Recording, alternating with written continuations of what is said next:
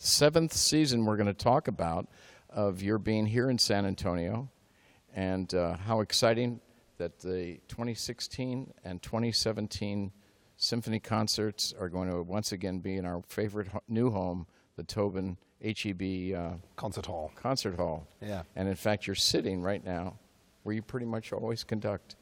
So I'm it's sitting on the edge of the stage here, yeah, facing the audience. You're going to start off with, I guess, a crowd favorite, the Carmina Burana. Carmina Burana is yeah, it's one of these all-time favorites of box office dream come true.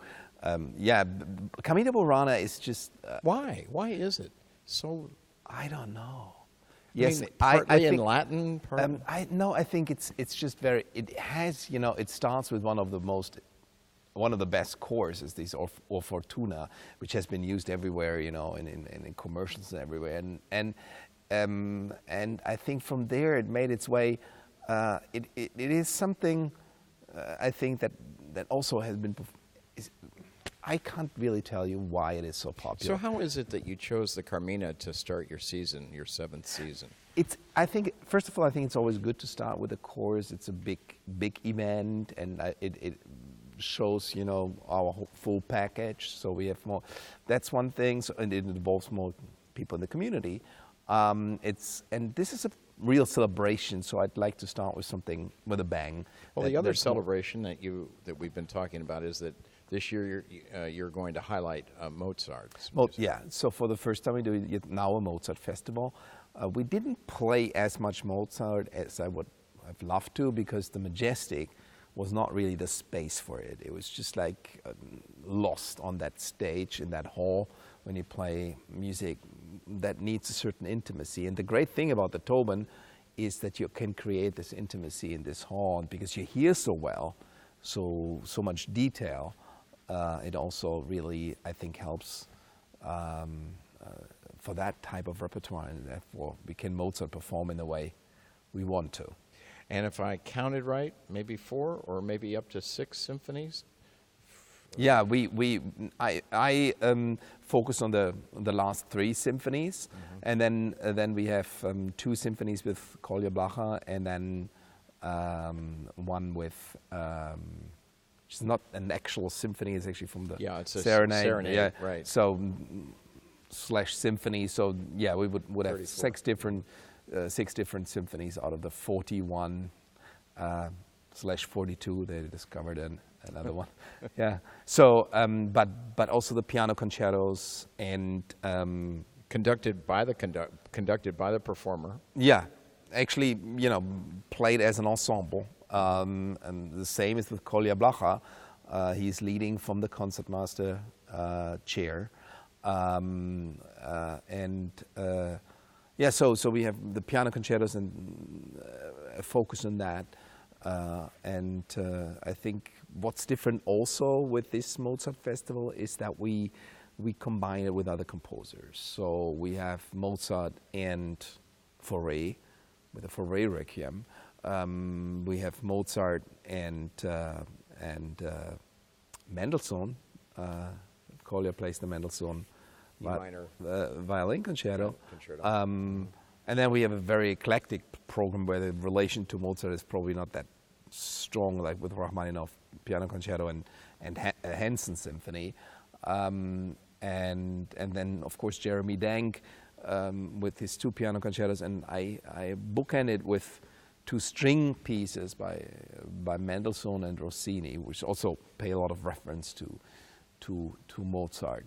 And and as I said, and the last concert I will finish with Jupiter, of course, and present, believe it or not, eine kleine Nachtmusik, which is interesting because it's something you don't really see. It's such a popular work, and that's why people got afraid of it. And it's not programmed anymore, but it's still a masterpiece. It's overplayed. It was overplayed. Mostly when these things, you know, are overplayed in a bad way, then you get really sick of them. But I think it's a delight to program it in a subscription, because it is a masterpiece. It's so compact and says so much. So. Well, let's do something and depart from how we've interviewed, done our interviews in the past, and let's just hit some highlights of some of the concerts after the Carmina. You've invited back Stuart Copeland. Stuart Copeland, yeah, we became really good friends, and it was such a wonderful experience to work with him on his D drum concerto. And that was something really spectacular. Unbelievable. And so he's coming back, but he's now performing. So you hear the drummer from the Police performing his own drum trap set concerto, and I combine that with the organ symphony by. But also Franz Schmidt, and in what is typically just sounding just like Viennese Korngold lush music. And of course, the relation to the Saint-Saëns is that Saint-Saëns was written for Notre Dame and premiered there, and so we play Franz Schmidt's Notre Dame and the carnival music. It's the extract and carnival music from his opera Notre Dame. Exactly. The Tchaikovsky, to combine the excerpts of Parsifal with the Pathétique Symphony is two pretty wonderful works that hit the musical world in the 19th century. And I actually kind of like, it's not so obvious to combine Wagner and Tchaikovsky, but I think especially with this, first of all, it's two works, Parsifal and the Pathétique. The composers have basically, that's their testament. Note to audience, you're not going to hear 5 hours of Parsifal. Yeah, we actually condensed the whole piece into 35 minutes. And the interesting thing is also how it is presented. There's no transition, nothing. There's not a single note added. Did Wagner do this? No. Who did this? No, inspired by what Leinsdorf put something together that I found a recording of, and but it doesn't exist in material. So our librarian went through the whole thing, and it's quite an interesting work. It did not involve any changes. We're just playing what's there, but it feels like it's one symphonic work. But who wrote the transitions? Or there's they just worked out? It works out very organically. You Wow. do the same thing, I think, with the Ring. With the Ring excerpts, it can work actually really well if you pace it right. Well, you did mention before the Ave Verum. Well, we've got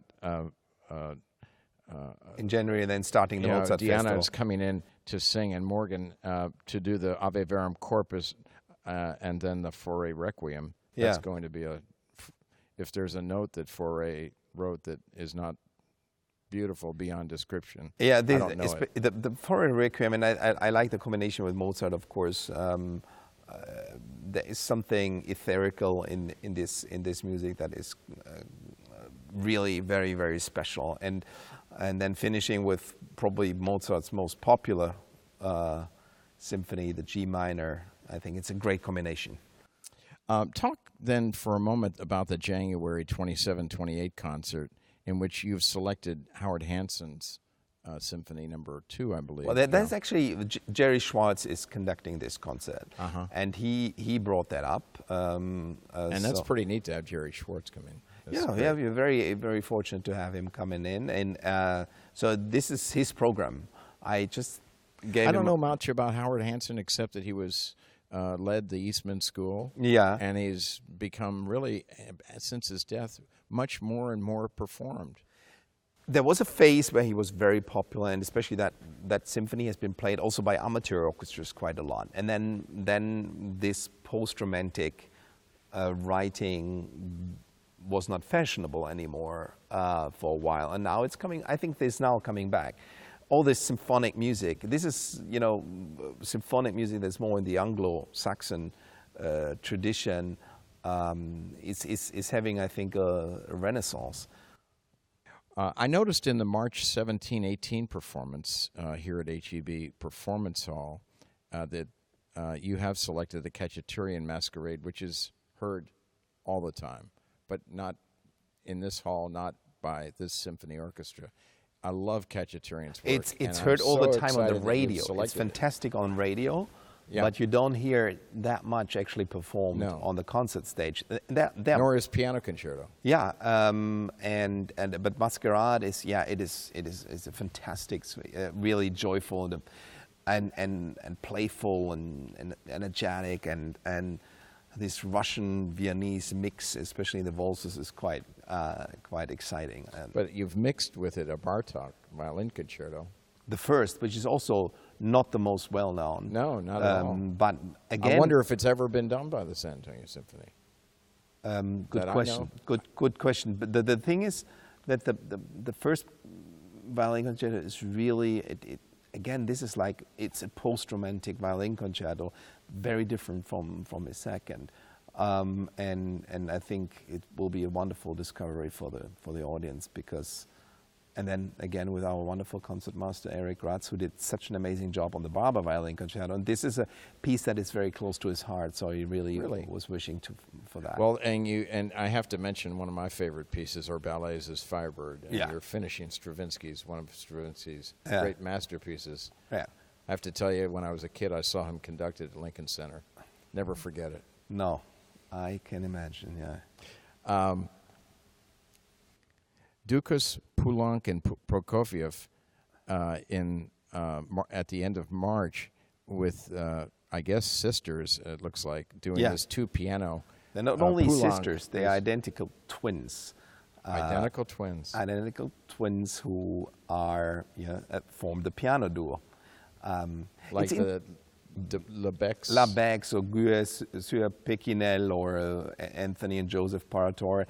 It's interesting because the piano duo is a very delicate thing. I mean, if you're not together, you're not together, and you realize it immediately. It's very difficult to play together with two pianos, especially because you can't see, you can't watch the other fingers because you sit on opposite side. And you have to have the same feeling, really, in playing, so you can be together blindfolded.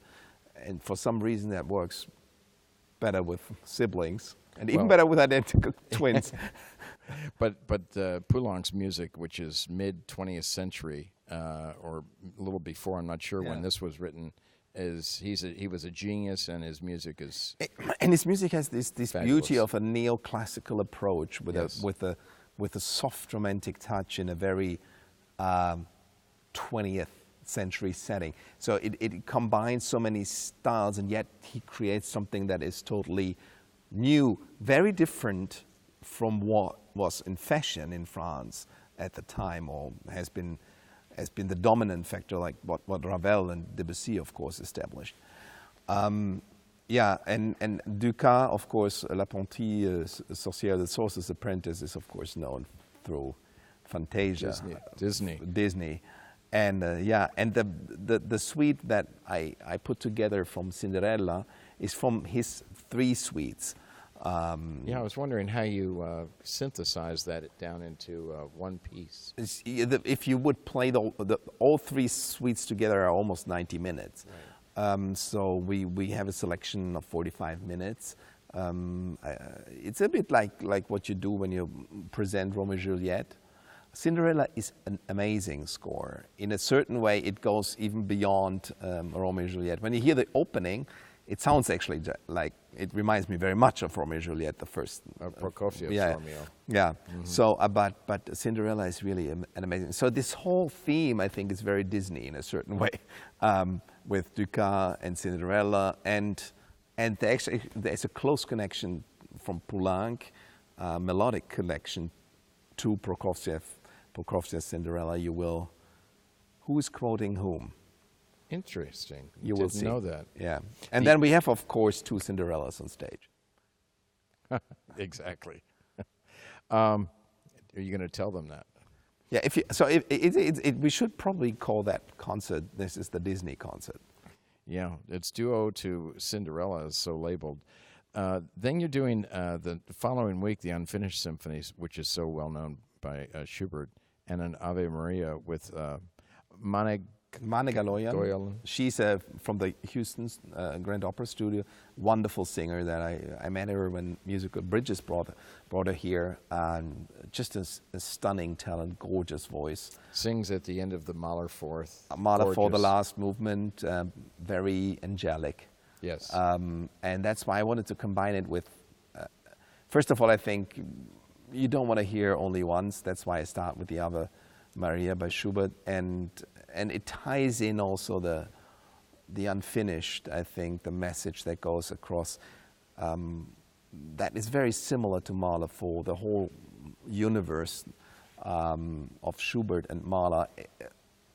I always think that Mahler is probably the closest to Schubert than as anybody else. I mean, his symphonies are basically the continuation of what Schubert started. Well, also in March, and I needed to put a plug in, this video is about, for those who want season tickets, when they do, if they're first-time season ticket holders, they get a significant discount. Oh, yeah, absolutely. Up to 50%. 50%. So it's really worth doing it. And why a subscription nowadays? You would say, why should I commit? I don't want to be handcuffed and decide what I'm doing, 6 months from now. First of all, even if you have a subscription, you're very flexible. You can exchange tickets, you can give them back, you can exchange them for a different date. Even if you have a Friday subscription, you can go on Saturday. You can give them back totally and choose something different. So we are extremely flexible how we handle you know how tickets. I exchange tickets? I want the audience to know how simple it is. You scissor them in half. You take a picture with your iPhone. You send it to Paul down at the ticket office, and at will call are your replacement tickets. You don't have to drive anywhere. You don't have to call anybody. Yeah. It's so easy to do. It is very easy to do, and now with the Symphony app, I think in the future we will be even easier. We will go paperless. Yes. And it's basically like a boarding pass. So a subscription, but a subscription gives you also, I think sometimes it takes a lot of self-discipline for us to say, oh, do I go to the concert tonight? Oh, it's so nice on my couch. I want to be a couch Spurs potato. So we basically help you not becoming a couch potato. Go out, be a cultivated citizen, and enjoy the joy of great music at the Tobin Center. And a subscription is really, it's like a gym. Why do you have a gym subscription, Probably for most people it would be cheaper just to pay as they go, because they come only once every 2 months, but they pay $200 a month to go there. It's a psychological thing.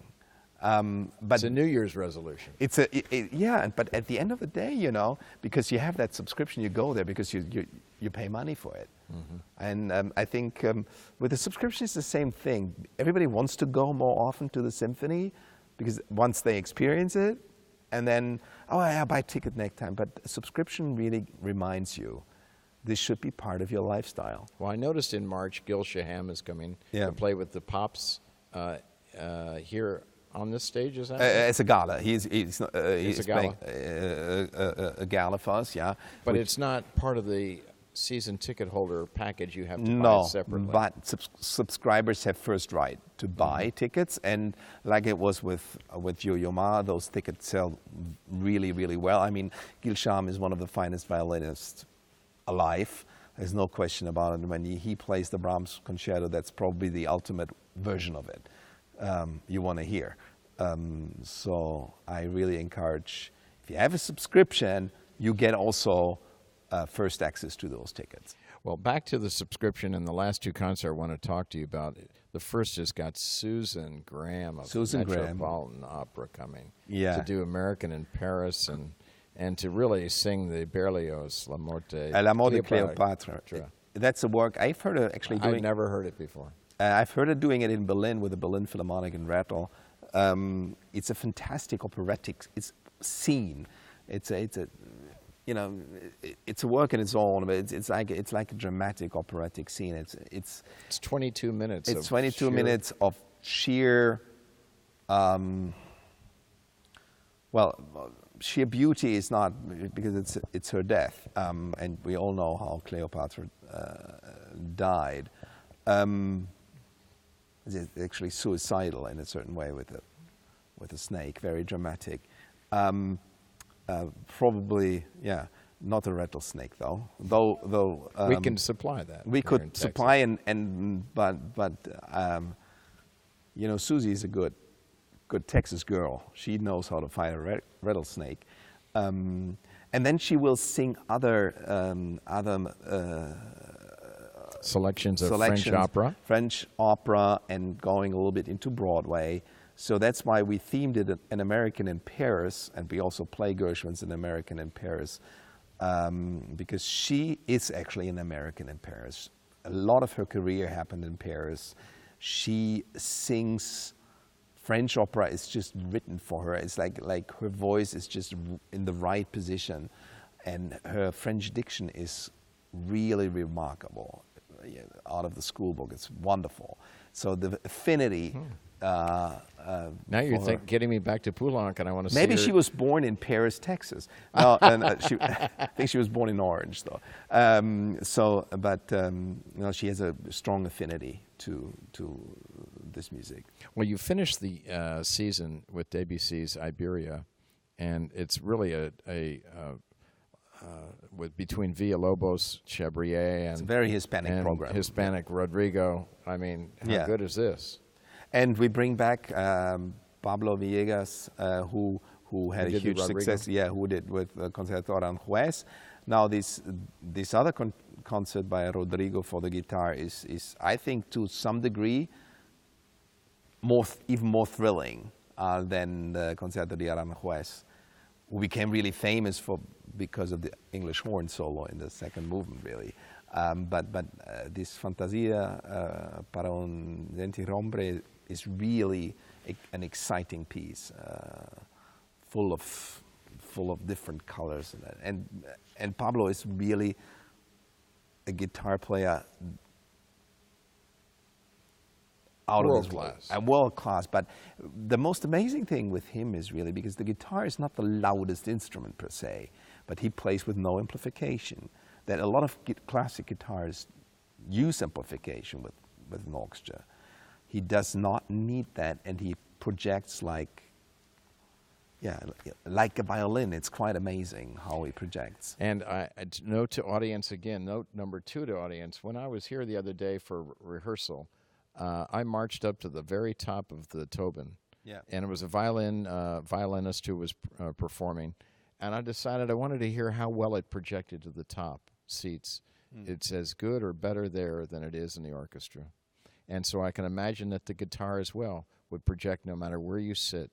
Yeah. It's just, this is a wonderful theater for music. And that's the other thing, quite frankly, if money is an issue, and it is for most of us, the cheap seats are actually the best, I have to say. They are. From an acoustical point of view, they are. Visually too, because it's very impressive.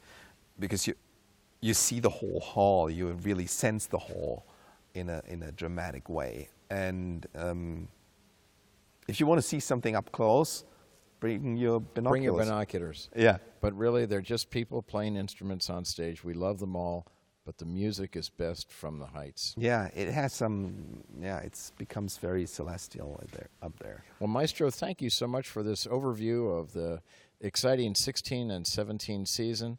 Can't believe I'm saying 2017 already, but it's looking forward to it, and enjoy your summer, and we'll see you back here in the fall. Thank you very much. You're welcome.